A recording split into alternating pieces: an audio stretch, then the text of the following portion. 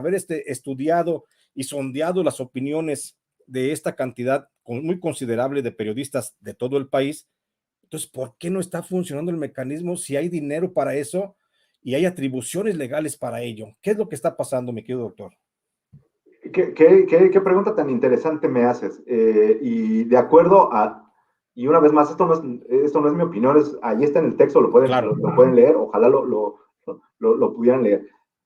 No, y además déjame explicarle a la gente que el trabajo informativo que tú estás planteando en este reporte, reportear en el desamparo, análisis de las medidas de protección a periodistas en México desde el contexto local, pues no hablamos de una opinión, estamos hablando de un trabajo fundamentado en la técnica de investigación, en trabajo de campo, en la entrevista de los sujetos involucrados reales en el problema.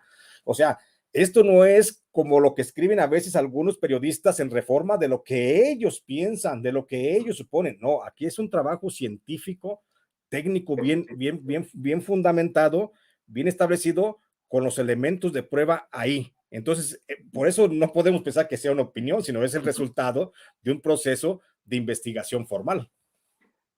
Sí, eso sí, ahí sobre todo, pues es un proceso es el resultado de un proceso de por lo menos un par de años de trabajo de campo y análisis. Y bueno, respondiendo tu pregunta, ¿por qué no funciona el mecanismo? De acuerdo a las entrevistas que ahí consignamos, son varios aspectos, ¿no? El primero es que, bueno, no hay resultados, ya lo comentamos, hay un 90% de índice de impunidad.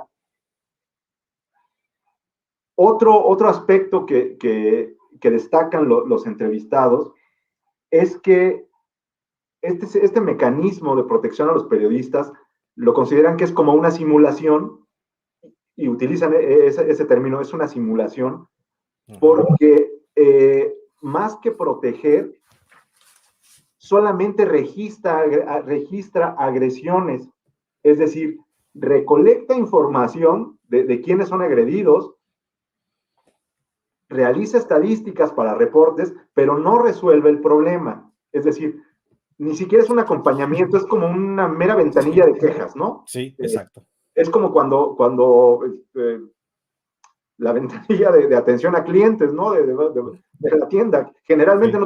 no te resuelve nada, ¿no? Pero bueno, por lo menos uno va y se desahoga, ¿no? Claro. Entonces, los periodistas consideran que es eso, es como una ventanilla donde vas y pones tu queja y se acabó. Otra razón, y estas dos últimas sí son muy graves.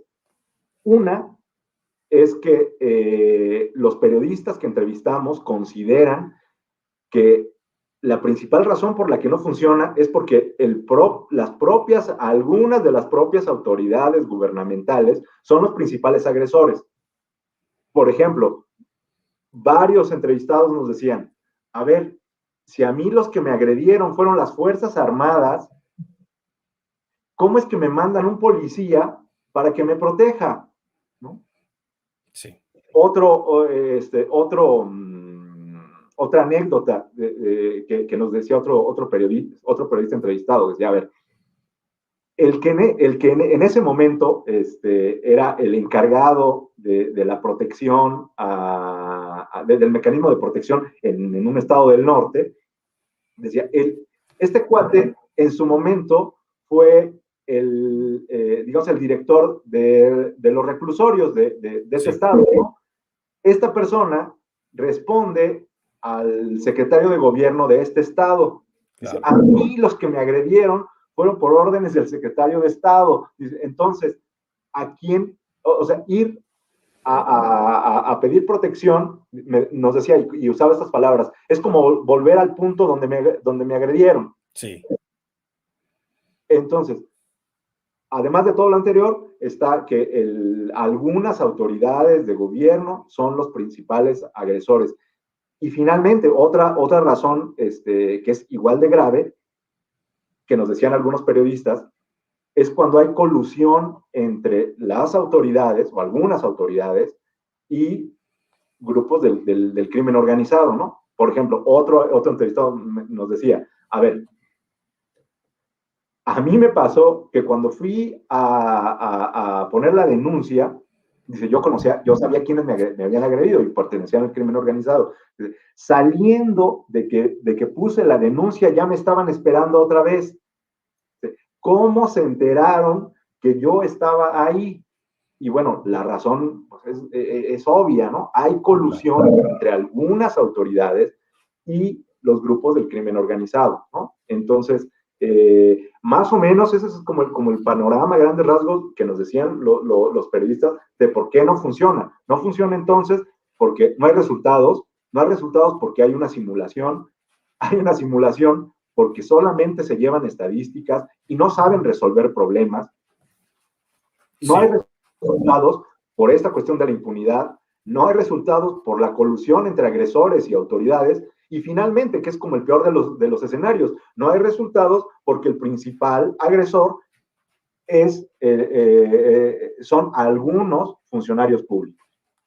Bien, bajo ese principio, bajo esos principios que estableces, mi querido doctor, entonces tú consideras, desde tu punto de vista y como un estudioso de la problemática del periodismo, consideras entonces que tiene razón, tiene caso seguir con esta simulación o con este modelo, para llamarlo de forma más puntual, con este modelo de protección a periodistas, un modelo que nos cuesta a los mexicanos al año un promedio de 270 millones de pesos y que se destina básicamente al gasto burocrático, porque de esos 270 millones de pesos en promedio al año que recibe el mecanismo para supuestamente proteger a defensores de derechos humanos y a periodistas, el 80% se destina al gasto burocrático, al gasto del personal, a que se desplacen, a que hagan la llamada y todo eso. Entonces, lo poco, el 20% que queda de los recursos, pues es lo que se pichicatea, lo que se alcanza a repartir entre un lado y otro, principalmente para dotar de este famoso botón de pánico a los periodistas y defensores de derechos humanos agredidos. Pero otra parte también se destina para asignar escoltas y guardaespaldas o guardias personales a un muy selecto grupo de periodistas en México, a los que son queridos por el mecanismo. Te pregunto, ¿tiene caso seguir con este modelo de protección a los periodistas? ¿Cuál sería entonces aquí la alternativa que se nos enfrenta a los periodistas? Porque también tú finalmente eres un periodista, mi querido doctor. ¿Cuál es entonces la alternativa que tenemos para atender a justamente lo que señala pues la legislación existente en torno a la protección de periodistas? Si no existiera legislación sobre protección de periodistas, créeme que no estábamos hablando tú y yo de este tema, ¿sí? Por supuesto. Entonces, la legislación existe, ahí está, y únicamente queremos lo que establece la ley. ¿Qué es lo que sigue, maestro? ¿Tiene forma esto, pues, de seguir? ¿Tiene algún futuro? ¿O cuál es tu sentir y tu pensar sobre esto? Híjole, también es una pregunta dificilísima, ¿no? Y no sé si tengo una respuesta, pero lo que sí te puedo decir es que y también, esta no, digamos, no es una idea propia que me acaba de ocurrir, es también parte de las reflexiones que nos hacían los periodistas. Nos decían, el problema no es que exista el mecanismo, el problema es que no funciona. O sea, ¿a qué voy? Existen procedimientos, el problema es que no se llevan a cabo. Exacto. O no se llevan a cabo bien. Entonces tú me preguntas, ¿valdría la pena deshacernos de esto y proponer algo nuevo? El problema es que no estamos seguros si lo nuevo va a funcionar porque lo van a seguir operando las mismas personas. Exacto. Aquí lo que deberíamos, bueno, lo exigimos desde diferentes trincheras, ¿no? Pero lo que sí debería pasar es que esto que existe debería, en verdad, exigirse que funcionara. A lo mejor, viéndolo funcionar en plenitud de facultades, podríamos decir, ¿sabes qué? Si no funciona o no está funcionando por esta razón, pero no es que no lo hemos visto operar, pues, no sé si me estoy explicando. El problema no es que existe el mecanismo, el problema es que no funciona, y no funciona porque no se opera como debería de operarse, ¿no? Pero también tú estableces un principio bien básico, mi querido doctor. El asunto es de que refieres que no estar seguro si un nuevo mecanismo Ujú. podría operar.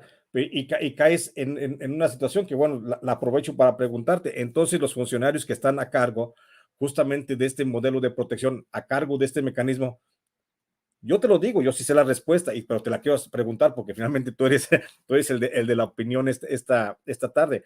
¿No están dando el ancho estos funcionarios que integran el mecanismo de protección? Sí, no, mira, no sabes si no dan el ancho, no es, a lo mejor no pueden, a lo mejor no quieren, Exacto. a lo mejor no los dejan, es decir así a rajatabla, es que todos son una bola de ineptos, no estaría como en posibilidad de decir eso. Sí puedo decir que hay de todo, ¿no? O sea, si hay gente que no sabe qué está haciendo, pero también me parece que precisamente por esta colusión entre agresores y autoridades, o sea, a lo mejor quiero pensar que hay más de algún funcionario público ético que si fuera por él funcionaba, pero que hay decisiones que no están en sus manos tomar, ¿no? Sí. Entonces, ahí ese es un problema también, ¿no? Y bueno, otra posible solución que también justo es un tema que no está integrado en este artículo que tú tan amablemente estás haciendo circular. Estamos trabajando también otro texto acerca de las asociaciones de periodistas y qué tan efectivas pueden ser. Y bueno, con sus bemoles, perdón por lo coloquial, con sus asegúnes, pero en ciertos casos las asociaciones de periodistas han sido más útiles en la protección y en el acompañamiento de víctimas que el propio mecanismo. Entonces, aquí como que tenemos, digamos, dos opciones. Uno, de alguna manera exigir y seguir exigiendo, no digo que no se haya hecho, o sea, lo hacemos un día sí y otro también porque esto no funciona. Pero además de exigir, yo creo que una posible solución, y esto lo hemos platicado tú y yo fuera de cuadro en más de alguna ocasión, Claro. es el gremio se tiene que solidarizar, ¿no? Evidentemente, hay situaciones que las asociaciones de periodistas, por muy buenas intenciones, por muy representativas que sean del gremio, hay facultades que no tienen, es decir, no pueden aplicar la ley porque no son esa figura, ¿no? Claro, claro. Y además, maestro, déjame agregar a este comentario tan importante que haces el asunto de las asociaciones de periodistas, las ONGs, las no gubernamentales, llámese Artículo 19, llámese Reporteros Sin Frontera, Comité para la Protección de Periodistas, llámese como se le llame a estas organizaciones, pues es que la mayoría de esas organizaciones son dirigidas por gente que ni siquiera es periodista, gente que ni siquiera ha estado, o sea, le ponen a cualquier chango delante de esas organizaciones y lo único que hacen es politizar y sacar beneficio para ellos y unos cuantos amigos, como lo ha hecho Reporteros Sin Frontera, que ha creado un alito, que ha creado un pequeño ámbito, una pequeña corte de periodistas aplaudidores a los que les regala pues becas a España, cursos en el CIDE, y que les está proveyendo de alguna forma una forma privilegiada de hacer periodismo. Y igual sucede con mecanismo de protección de periodistas. Ya lo platicábamos tú y yo una vez ahí sentados echándonos un cafecito en el Sambors, allá en el centro de la ciudad de Puebla, y los platicábamos justamente cómo fue el trato, por ejemplo, de Artículo 19 hacia diversos casos periodistas emblemáticos, entre ellos, por supuesto, yo te refiero el mío cuando estuve en la cárcel, que ni me pelaron, les mandé cartas y ni me las contestaron para pedirles ayuda. Pero bueno, bajo ese contexto, entonces tú ves la posibilidad de que las organizaciones no gubernamentales de protección a periodistas podrían suplir de alguna forma la operatividad del mecanismo de protección de la Secretaría de Gobernación. No, suplir como tal no, porque una vez más no tienen esas facultades. Sí pueden acompañar y ayudar a las víctimas. Y también hay que entender que hay como dos tipos de asociaciones, ¿no? O de estas ONGs. Unas que son, digamos, que tienen una naturaleza reactiva y unas que tienen una naturaleza proactiva. Sí. Las primeras, las que son reactivas, son este estilo de artículo 19, Comité para la Protección de Periodistas, etcétera, que lo que buscan es, bueno, ya te agredieron, en el mejor de los casos te vamos a acompañar, vamos a levantar la voz, te vamos a proveer asesoría jurídica, psicológica, pero ya pasó, ¿no? Es una vez que pasa la agresión. Y hay otro tipo de agrupaciones, por ejemplo, periodistas de a pie, la red de periodistas de Juárez, periodistas de Puebla, la red de periodistas de Puebla, que tienen una lógica más proactiva. ¿A qué me refiero con esto? Más que protección después de o asesoría después de la agresión, lo que buscan es capacitar y profesionalizar a los periodistas para minimizar riesgos. Eso sí se puede hacer y eso me parece que algunas ONGs están haciendo bien su trabajo, que es esto de capacitar para minimizar riesgos, ¿no?